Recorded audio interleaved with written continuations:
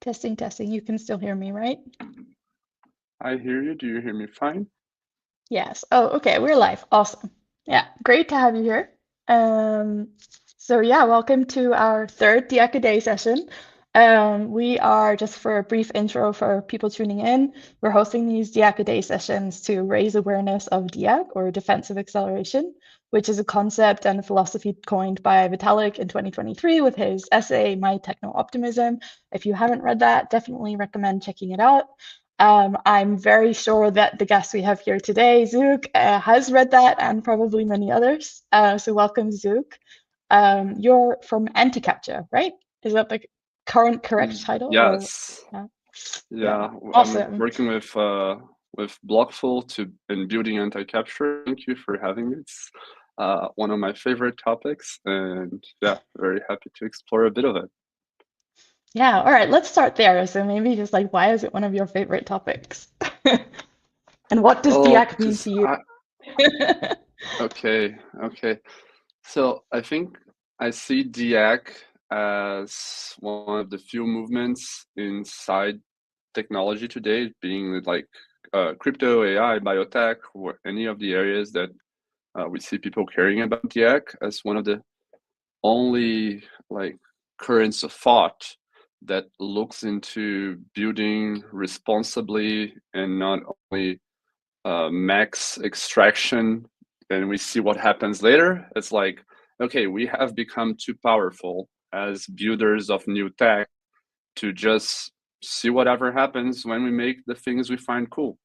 We need to think, how do we, if you want to make amazing biotech, how do you control it not to kill everyone? If you're going to do amazing AI, how do you control it not to disinform, not to take over technological based organizations, or like in any of those areas, just caring about it. And well, for me, it's like one of my favorite topics because I got into working with security for digital organizations. That's what I've been doing for the last few years, because I see organizations failing dramatically outside of digital space, and we can correct that at birth for digital organizations, right? We're in the early days of fully digital orgs, and it's a good time for us to fix that before it becomes problematic.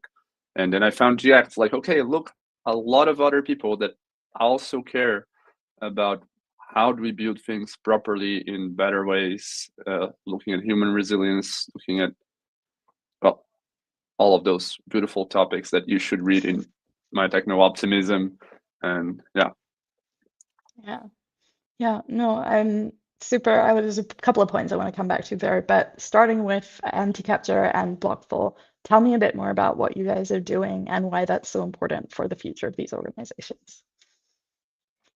Okay, so anti-capture is one of the first initiatives I'm aware of that looks into governance security. We have a lot of teams looking into security and into governance, but governance can be a vector of attack. Governance can be a risk. So it's anti-capture, exactly, very straightforward. Like, how do we understand the way those organizations work and prevent them from getting captured, so we can put more power into their hands? If you have a financial protocol that's running $1 billion and it gets captured and you lose that $1 billion, that is definitely bad. But as things move forward, and those protocols can be security protocols, can be biosecurity protocols, can be AI containment protocols, then you really don't want to get those risks happening. And well, the DeFi organizations nowadays, and well, many other DAOs in crypto, not only DeFi focused, give us a very good testing ground for us to find out what matters and how to keep them safe. And yeah, it's been Blockful was already working with governance over the last like 3 years, and we fully turned, like, we're looking to AI for governance, reputational systems for like non-plutocratic governance, and then we fully changed into security when we realized that, okay, we can do all those beautiful things, but if we just lose control, it doesn't matter. Mm. So yeah, that's why we care about it and spend all of our time doing it. Yeah, that makes total sense, and it's something I resonate with personally a lot, having thought a lot about governance and anti-capture for Switzerland and Zuzulu. I think like you're also part of the Zuzulu community, and I'm sure you remember like we faced a lot of these issues in the early days of Zuzulu, like capture attempts, and there it's like fairly low stakes environment.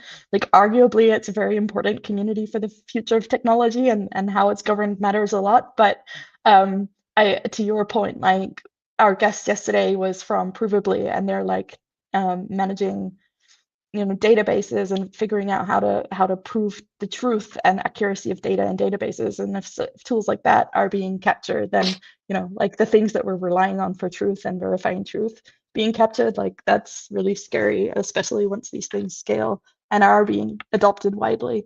So yeah, really, really important work. We definitely need to know how to verify the verifiers, right? Yeah, exactly. Um, when you think about this space, like what is the thing that concerns you the most, especially when you think about like accelerating tech in the next decade? You sort of said to me before when we just entered the conversation, you said like we need to protect the world against doom. Like what is the doom that you're envisioning, and like what are the things that we need to do to get there? To avoid it. Sorry, not to get there. Anti-doom here. Yeah, Anti-doom. to get there, we just need to sit still. If we sit still, we're likely getting there. Yeah. But to avoid getting there, I think there's over the last few years, it's been a lot of changing in my brain of what is my biggest red flag, let's say. I think it's still balancing on the AI or biotech mostly. Like, of course, there's a lot of things that are unpredictable, like nuclear war can just come and accelerate all of this crazily. But I don't think that's the what we're looking at. I think what seems more pressing is like the things we need one person getting wrong or one AI getting wrong to go. I think the AI 2027 scenario is quite interesting. So like the AI competition of big polarized countries to have control over the best AI because of like national security versus profit or whatever. It's a very dreadful scenario. But also, I think like biotech, it was, I think it was in Zuvilla, Georgia, that I had the first click of like how crazy AI and biotech get together very fast. Like once you have AI being able to like create new models and test if this modification to the genome, what it's gonna do to this type of virus, and then we're like, okay, now they can also print it, and then well, maybe it goes wrong fast, maybe it doesn't if we're careful, and maybe it solves a lot of problems if we do it just right. The same great powers, great responsibilities, blah blah blah. That is, I think that all the things that we're doing that can really make humanity and society take big leaps ahead are the same ones that can really go wrong fast because they are powerful. We are becoming very powerful as a species. So yeah, I think it's that the biggest thing is like the lack of proper care of the powers we develop. I think in many different senses. Yeah. Yeah, absolutely. And I think the thing that scares me the most is like I used to be like a very, very like techno optimist of like, yeah, like tech good, and pretty much humanity always kind of figures it out for the better, and like, with some like minor hiccups here and there, but like generally it all works out for the better. But like I think especially with just the compressed timelines of AI and just the amount that is just going out of human hands, and the things that can happen at scale without a single person potentially even noticing, I think that's where it scares me the most. And the sense that if we don't act like really fast, then the optimistic outcomes really might not be the ones that we get. Um, Yeah, yeah. and I'm really like I find it would be really hard to really get humans extinct. I think like climate change might be the realistic way where humans really go, but the ways to make climate change accelerate are plenty. But I think it's not only about keeping the last 10,000 humans alive and repopulating Earth out of our bunkers. That's like, okay, that's better than nothing, but that's not where we're aiming, right? Yeah. It's making sure that we're not causing massive genocides all around. It's like we're not getting big crises, even bigger than we're facing now. They're reverting them instead of accelerating them. So I think that's the part I care the most. Like not keeping the last 2 humans alive and having it all start fresh. Not my stuff. It's like keeping the most humans we can alive and living well Yeah. in a Ideally thriving, fruitful right? environment. Yeah, like exactly. Yeah. Yeah. It also like makes me reflect on like the amount of capital being allocated towards like centralized AI and acceleration of tech in like a non-DIAC way. And like there's literally hundreds of billions, if not trillions, going into this space right now. And I would say like the vast majority is not DIAC aligned. Um, and for us with Switzerland and the sort of things that we're thinking about, like a really key topic is like how do we make sure that the right things are being funded? And so I'm curious like how you think about the funding ecosystem around DIAC and what your reflections are on that. To be fully honest, I haven't been following much of how it's getting done. The fact that we found a niche of the work we've been researching in a DX perspective, but now with anti-capture, we were able to find a niche where there are digital organizations that need to be kept safe, and there are not enough people looking at the same perspective we are, have made it possible for us to fund our the advancement of our research with the revenue from our product lately. But that is because we are a small team of researchers, right? Like our main tech costs are indexer and smart contracts. When you're talking AI, like you're gonna need to get funded. And the trillions are not gonna come from alignment. The trillions come from speculation, right? And that's the hard part. Like looking the latest like open AI deals and stuff, I'm like, how do you compete? How do you make sure aligned, resilient AI that cares first about humans thriving and coexistent cooperation, however we see AI is evolving in the future, is going to beat the AI that's like, okay, how do we make more money? How does this machine fit the regulations of the state overlord and make sure to keep profit happening for stakeholders? That AI is quite dangerous, and also might just like find a cure for cancer, but Yeah. and create the next disease 2 weeks after. Let's find out how that goes. But it is definitely a scary point, mainly on the global scenario, right? The global stage is like if one player does it very well, the other has to, right? They're pressed to keep at the same level, and they're pressed to keep it confidential.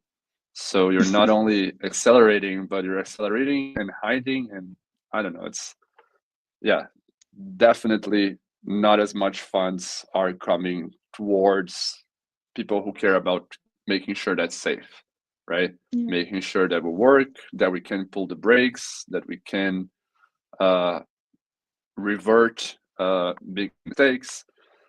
Like none of that is getting as funded as those who are trying to rush through and go forward as fast as they can. And Yeah. yeah, that's not ideal. Yeah. Yeah, would be my take too, roughly. You've been building an ecosystem for a while. So one of the things that Vitalik wrote about recently is the importance of open source and verifiability for the DIAC outcomes and the DIAC philosophy. And for that to kind of win out, we need funding for open source. What is your impression as a builder that's been around the block around a while? Do you think there's enough funding for open source? How has your experience with that side of things been? Just curious where you're at on that. Well, I don't know if I can evaluate enough. I think the pay more attention to is how it's allocated, right? Like finding out how to pay, who to pay, and what to prioritize has been a big challenge for a long time, because when you're like closed source, you pay the guy that sells you the product, right? Because you cannot use it yourself if you don't pay him. So there's a very straightforward, I want to use this, I pay this much. That's the simpler. But making sure open source stays funded, it's harder. I really like the advances that deep funding seems to be bringing. I still haven't analyzed like latest results, but the idea of using this like money to fund dependencies of dependencies, like the old meme of the like little piece holding the whole stack of software together, and there's like, oh, this is a guy in like this small city that's underfunded for the last 20 years keeping this repo up by himself. That meme, I think it shows very well like why we need to care about like keeping those things up. I find that there is a challenge on open sourcing security work. We've been finding that challenging to know what to do when we like make a software that shows a vulnerability on a governance system. Like we shouldn't have that open source at all times. Like we might better close some of those things, but we don't want to. Like the idea, like it's always been our vision to build everything in the open. So I think the Act brings a few challenges to the discussion of transparency, of open source, and building in the open. Depending on what you're doing, it should not like, oh, we found out that if you print this type of virus with this type of compound, you can make this, and with that type of equipment, here's all the blueprints of how we made it, and it can kill a whole neighborhood with just $10 of resources. It's like, okay, that is not to be published. But at the same time, maybe it should, maybe not. Like it's hard to tell what should be public or not in the space of defense and security. It's been one of our biggest challenges of late. Okay, switching gears a little. Is there something that you've always wished would change in the ecosystem? If you could take a paintbrush and be like, this is different, what would you fix? I would like to see more projects getting funded in the open, like, and with everyone playing by the same rules. Like having like I want to see like early customers as great valuable investors. I think we have a bit more of that in Web3, but not necessarily a rule. It's more like a cultural tendency that sometimes gets abandoned and resurfaces. I think that would allow us to have more clarity who's behind what, and nothing against the VC game. I think those guys are very professional and very good at what they do and finding early potential and great talent. And there is an outside reward for doing that quietly. But doing that publicly might be more net positive for the ecosystem, although less positive for their returns. So I'd love to see more projects getting like built in the open from day zero and getting funded as it's like shipping and growing, understanding that early users that are paying your fees, those fees are investment, man. Like value those as much as you value who's giving you the first 100K check, and that would build for better ecosystems and more integrations. Like not just, we have too many loose protocols that do almost everything, and like I have this article from maybe a couple years ago now that's like a pile of bricks is not a wall. We keep making new bricks and we just don't put them together. We just don't make the wall in the end. It's like we have thousands of those now, and we still can't solve not we still couldn't solve a lot of cross-border payment to very recently. Like now, stablecoin acceleration is helping payment apps be easier, but it took us a while for that to really become something more usable by the grandma and not the tech nerd. Like now we're finally getting there, but big time. Yeah, I resonate really deeply with the idea of more building in public and more funding in public. Yeah, one of our core deep passion projects is sort of like capital allocation and sort of curation of things in a sort of an on-chain prediction and conviction market manner. But it's super hard. Like it's super hard. Like where do you integrate privacy? But I would also really love to see more experimentation and more builders in that space and more things being funded because like without the funding the experiments don't happen either, right? I think together with that comes a lot of post experiment support. Like I think a lot of some of the coolest projects come from very niche small hackathons or like builder residencies, and the whole ecosystem has a bit of a flaw in getting those projects like to keep moving. Mostly like I'm not one to say that too much because I love going building. It's like a one-shot thing, and like it's open source. Whoever wants to keep doing it does it, and I kind of leave them behind. But I see a lot of people who build like great projects and don't know how to get that next step, right? So after you have your first 1,000 users, you get funded. After your first MVP, you win the hackathon prize. How do you take that leap?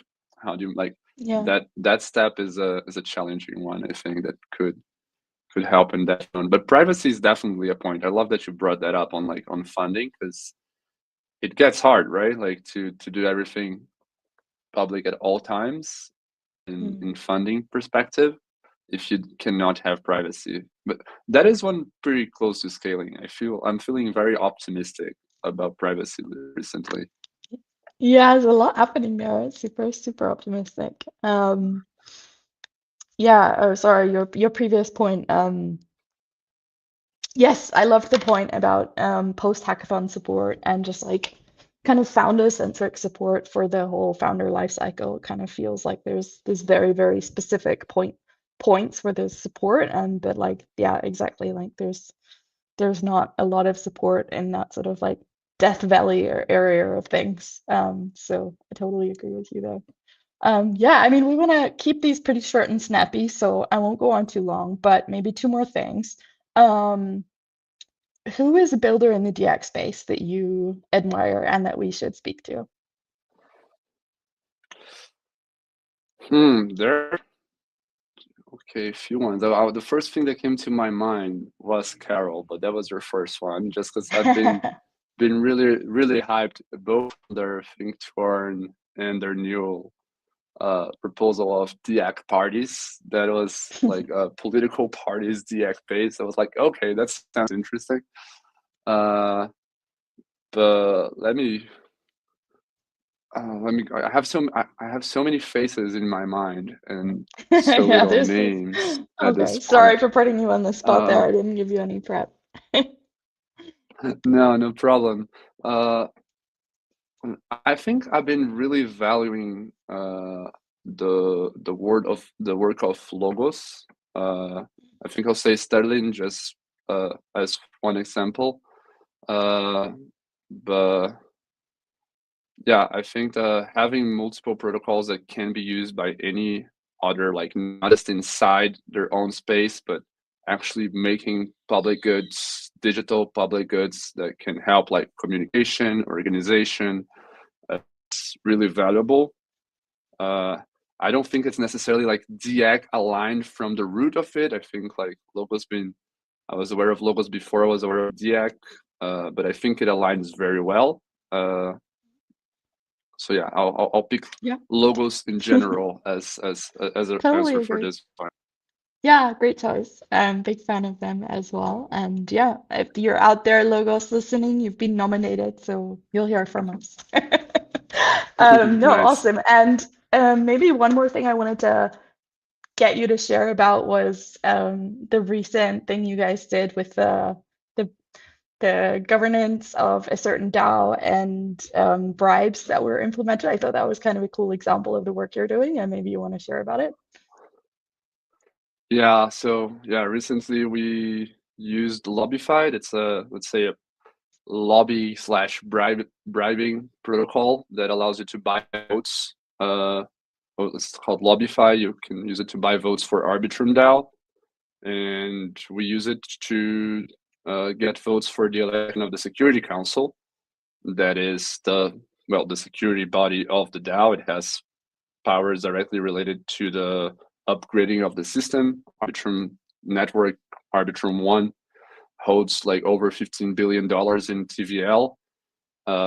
And we thought that if it can be done, it should be pushed to show that it's a risk and that it exists. Like everyone involved in Arbitrum was already aware, but those systems need to be trustless. So someone saying like, no, we are not gonna use it should not be enough for holding $15 billion of users' assets.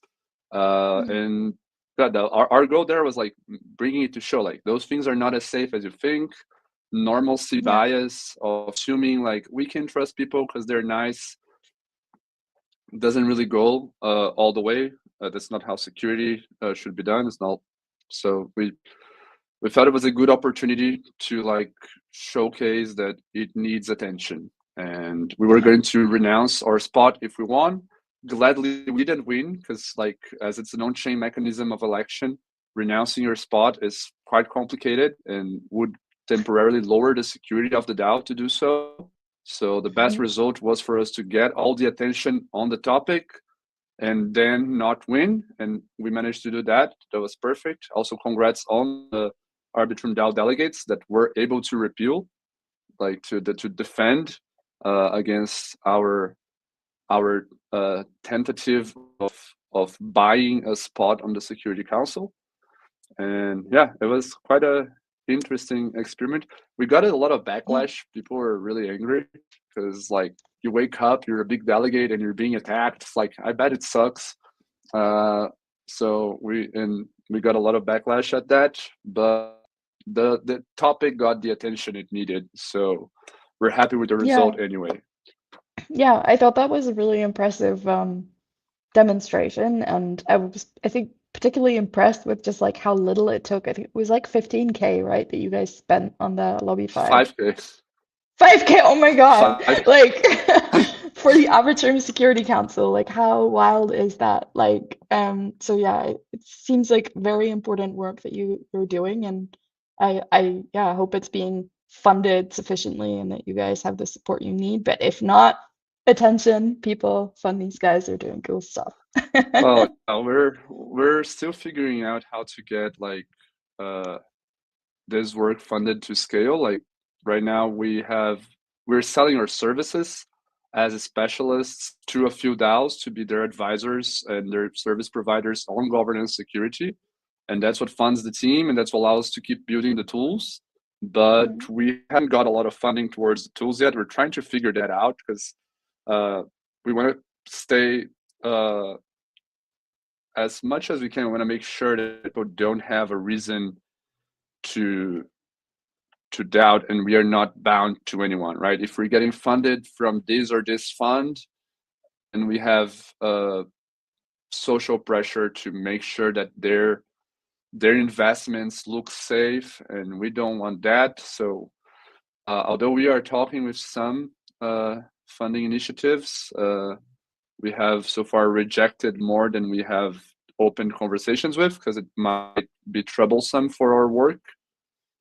But yeah, it's again challenging to put it open source, challenging to get it funded. I understand why people will just fund extraction businesses. It's like the way simpler to go ahead, but it doesn't solve the problems. So yeah. But Yeah. if you want to fund DAC research and governance security, definitely reach us out. We'll likely not be able to take it, but would love to understand how we can work together. Amazing. Yeah. I hope that Switzerland eventually can be part of like solving these problems too. And thank you so much for joining us, Sue. Really great having you. Maybe you just want to quickly mention any links or social media tags for people to find you and the team. Yeah, well, I hope we can also help with Switzerland development as much as we can. Big fan of the project. So if you want to check a little bit more of our work, you can find us at anticapture.com for the platform, for the dashboard that we're making. I am the Zug on Twitter, and Anticapture, I think it's just Anticapture. Pretty sure that we got that handle. That's it. Thank you for having Nice. me. Thank you for making this series. I've already watched the first one. Looking forward to watch the second one too, and to find out more people building aligned with DAC. Amazing. Thanks for coming. Yeah. Have a great one. And thanks everyone for tuning in. Ciao.